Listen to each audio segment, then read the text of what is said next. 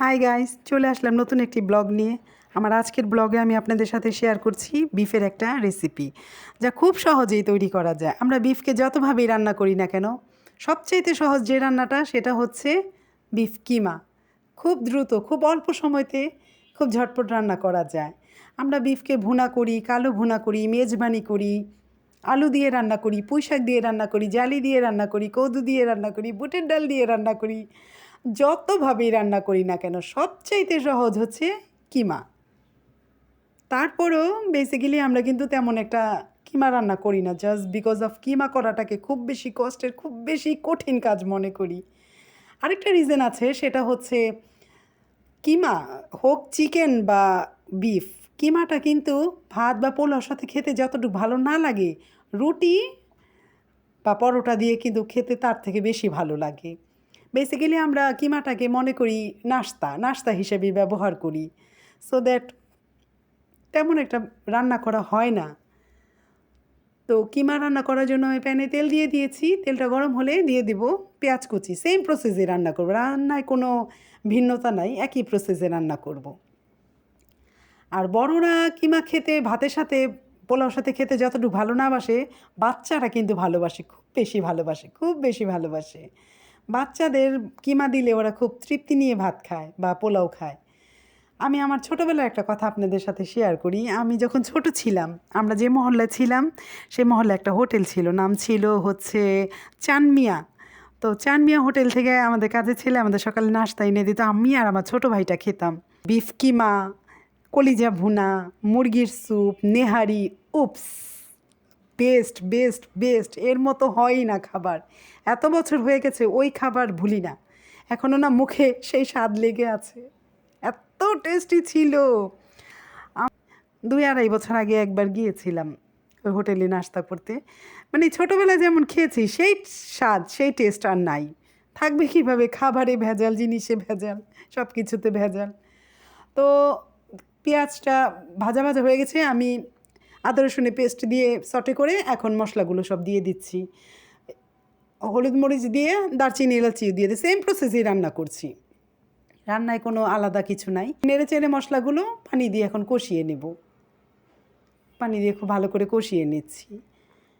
Beef কিমাটা হচ্ছে কি সচরাচর আমরা খাই না, কোনো মেহমান আসলে অতিথি আপ্যায়নের জন্য। যেমন আমার কালকে সকালে গেস্ট আসবে, এর জন্য আমি আজকে রাত্রের, এখন বাজে রাত 12:30, আমি রান্না করে রাখছি, গেস্টের সামনে পরিবেশন করব। নাস্তায় ডিম পোচ করব, হালুয়া দেব, কিমা দেব, আর নেহারি বাহির থেকে হোটেল থেকে কিনে আনবো, নাস্তায় পরিবেশন করব। দিয়ে দিচ্ছি, এখন ভালো করে কষানো হয়ে গেছে, দিয়ে দিচ্ছি কিমাগুলো।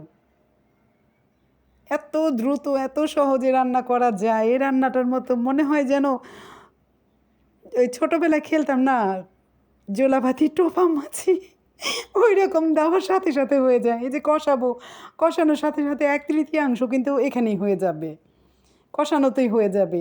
বাকিটা আর একটু পানি দিয়ে কষিয়ে নিলে, মানে সিদ্ধ করে নিলে এখন 1/3 সিদ্ধ হয়ে যাবে। খুব সহজ, এই রান্নাটা করা খুবই সহজ। এখন ঢেকে দিচ্ছি।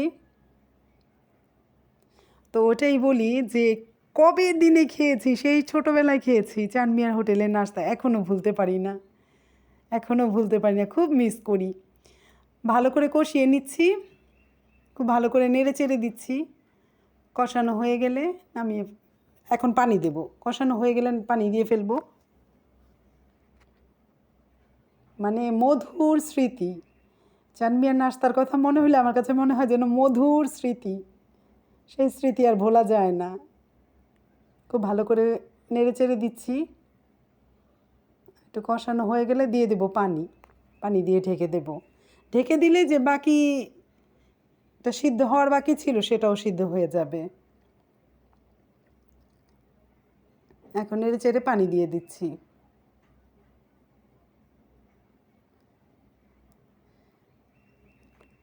এখন আমি যে কালকে মেহমানদের নাস্তায় দেব, বাকি যতটুক থাকবে সেটা দিয়ে আমি আবার কিমা পুরি বানাবো, সেটা দিয়ে কিমা পুরি বানাবো।